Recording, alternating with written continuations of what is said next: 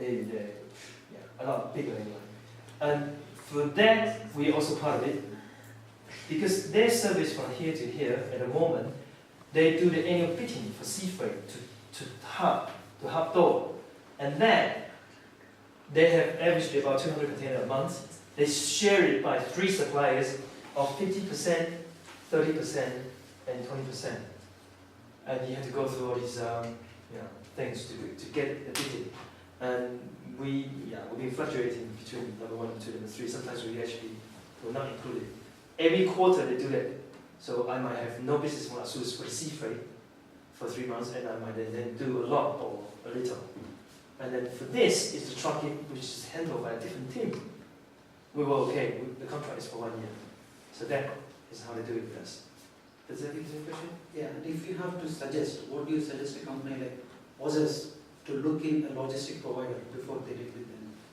Sorry, say it again. If you have to suggest a company Suggest to the company like others. ASUS. Others, yeah.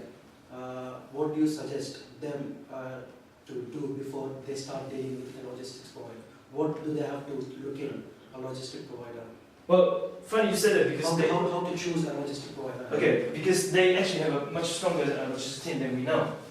Their logistic team is divided into 3 parts. The part is what we call the sourcing part, which means a whole bunch of people doing nothing but researching on logistics. So they will be more prepared than we do.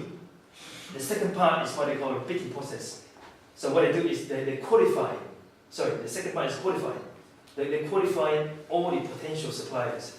If you're not qualified, including the green energy thing we were talking about, less CO2 emission, that kind of things. So you have to be qualified before you go in there. And qualify also including financially, are you sound, are you stable, what kind of credit can you provide us, that kind of things. And the last thing is the operation people. Then they will use all these connections to link up everything.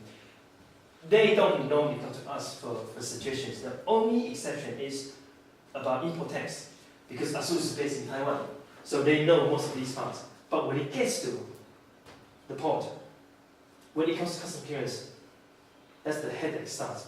Because if you get a computer with a monitor, if the monitor is 22%, would you import it as TV or monitor? Because if it's TV, you have to pay 14% import duty.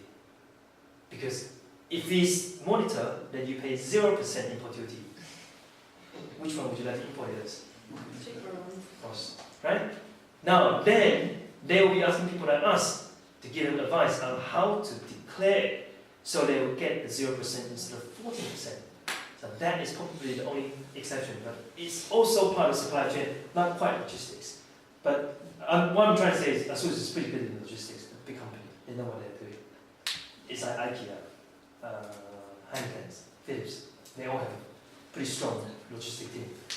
I mean, you guys work in the industry for a little while, it's possible that you'll be working for these big companies with your experience. Does that answer your question?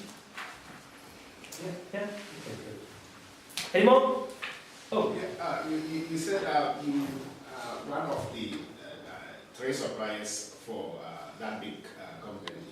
Yeah, in this case, how do you apply third-party logistics among the trade suppliers? How do you apply what? Third-party logistics, 3PLs.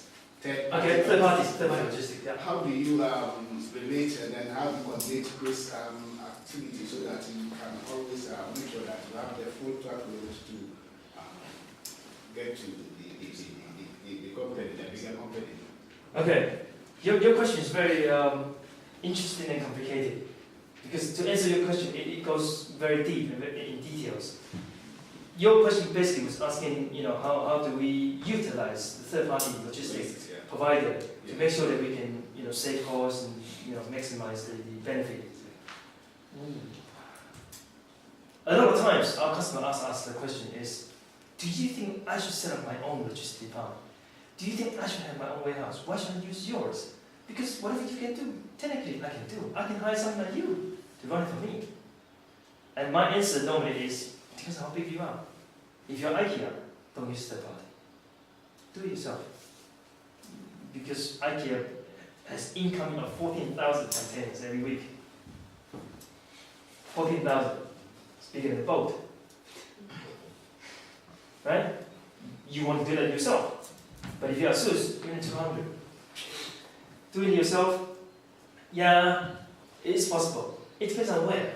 If you're in China, in the Far East, you do it yourself, which is a lot easier. But if you're in the Western country, you don't want to do it yourself. In Holland, in France, in Germany, you simply cannot fire anyone unless the employee commit a crime.